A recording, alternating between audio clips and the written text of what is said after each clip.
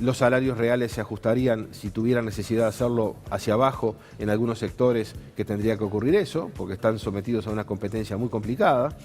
Y sería más fácil concretar este cambio de precios relativos, donde el dólar claramente tiene que acelerar su evolución. El otro día dijiste en hora de cierre que seguramente la inflación iba a estar en 11 o 12 próximamente, ¿no? Que se iba a superar esa barrera ya psicológica A ver, la inflación del dígito. Pueden dejarla reprimida abajo del 10% unos meses más.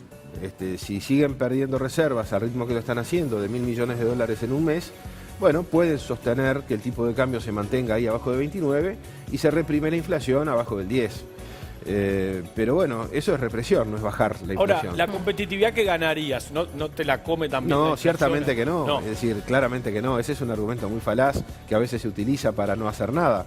Es decir, la inflación pasaría del 9 o 9,5 como está ahora al 11 o 12 o lo que fuera, y con un salto de tipo de cambio que podría ser de 3 o 4 pesos. ¿Se queda ahí la inflación? Después no es un riesgo avanzar de ese dígito casi histórico que hemos tenido. De vuelta, depende de lo que hagan las autoridades de la política económica. Si después del salto en el tipo de cambio y en la aceleración de la inflación pretenden seguir indexando totalmente todo, entraremos en una espiralización o en una inflación permanentemente entre 10 y 15%. Y hoy lo ves viable con un presupuesto que se está negociando todavía, más allá que se presentó en el Parlamento, y con negociaciones salariales que no son solo este año, porque son también el año que viene. La economía es muy dinámica. Lo que hoy parece una cosa imposible de hacer, en un futuro puede ser algo que no hay más remedio que hacerlo. Ajá. Hoy el equipo económico dice que no va a subir los impuestos y el año que viene seguramente van a proponer un menú parecido al de Olescar.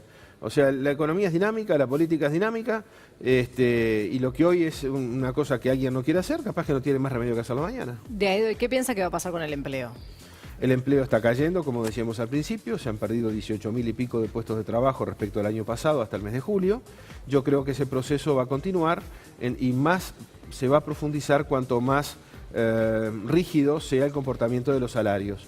Si se pretende seguir indexando los salarios, pase lo que pase con la inflación y pase lo que pase con el nivel de actividad económica, entonces el ajuste vendrá por cantidad en el mercado de trabajo, es decir, por cantidad de personas ocupadas. Javier, ¿cómo será el presupuesto? ¿Cómo imaginas que va a ser el presupuesto con los manejos de la interna Frente Amplista? Bueno, hay un presupuesto presentado y hay que ver si dentro del Parlamento, además de la bancada oficialista, que va a ser la que va a tomar decisiones realmente sobre el tema, se introducen cambios adicionales. Ya dijeron que sí. Bueno, hay que ver si esos cambios implican un aumento adicional del presupuesto, que tendrá que tener su financiamiento, porque si no sería vetable por el Poder Ejecutivo, o si simplemente se decide mantener el gasto que se mandó y se cambian asignaciones entre distintos rubros. La fuerza política puede complicarle la vida entonces al equipo económico. En el gobierno pasado se hablaba de los 2 equipos económicos, vos has hablado de 2 presidentes en este gobierno. Claro, de hecho en el caso del TISA, la fuerza política le impuso al Poder Ejecutivo una ruta que no era la que el Poder Ejecutivo estaba promoviendo, notoriamente por las declaraciones del Canciller y del Ministro de Economía.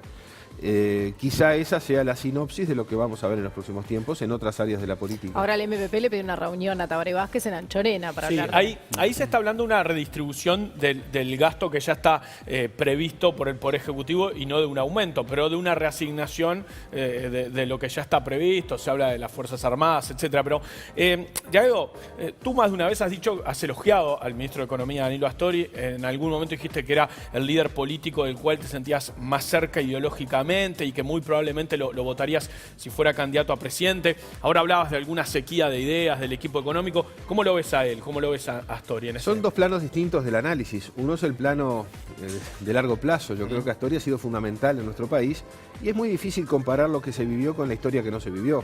Pero yo imagino que si Astori no hubiera tenido el ayornamiento inicial que tuvo antes que todo el Frente Amplio en materia económica, lo que hubiéramos tenido de política económica del Frente Amplio estos años hubiera sido más kirchnerismo que lo que realmente tuvimos. O sea que la política que fue el mantener la trayectoria de políticas de buena reputación del país. Entonces, creo que le debemos a Astori el rumbo que la política económica del Frente tomó. Eso no implica tener que compartir o poder discrepar con medidas concretas y en estos tiempos también, en estos años he criticado muchas veces inconsistencias de la política económica. Pero una cosa es el gran rumbo Y otra cosa es la casuística de las medidas.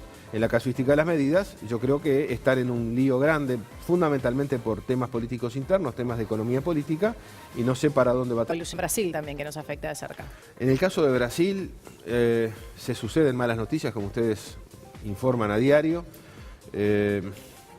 Yo creo que vamos a seguir teniendo malas noticias, un Brasil que va a crecer muy poco, con un dólar que va a estar muy volátil, pero que al final del día, en los próximos 2 años seguramente va a encontrar su camino, pero vamos a tener una zona de turbulencias desde ese lado bastante importante por 2 años.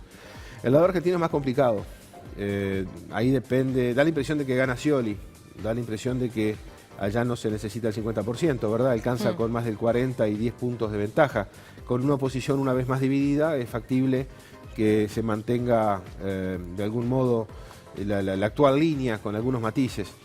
Y ahí hay toda una discusión en Argentina. Hubo unos artículos interesantes este fin de semana en la prensa argentina acerca de quién va a mandar realmente. Y si se mantiene la política si tal es cual, Cámpora o si es Perón, digamos, por ponernos en 30 o 40 años atrás. Sí. Pero hay que ver cuál es el modelo económico que se sigue, cuánto cambia, por más Scioli que sea, ¿no? Claro, ahí La hay una política discusión económica. también que muchas veces se da en estos casos, que es gradualismo versus shock. Entonces se asocia a Macri con un cambio más rápido, más profundo, inicial. Pero es posible el shock en Argentina, como decir, desarmar el cepo cambiario. Tampoco es fácil, ¿no? No, no es fácil, pero tampoco es fácil convivir con él. Ahora quieren pedirle otro préstamo, otro swap a China para poner más reservas, para dibujar más reservas. Los yuanes no son moneda de reserva.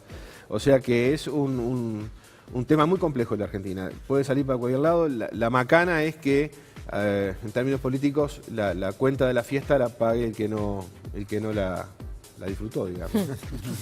Javier Daedo, muchísimas gracias por acompañarnos. Fue un gusto estar con ustedes.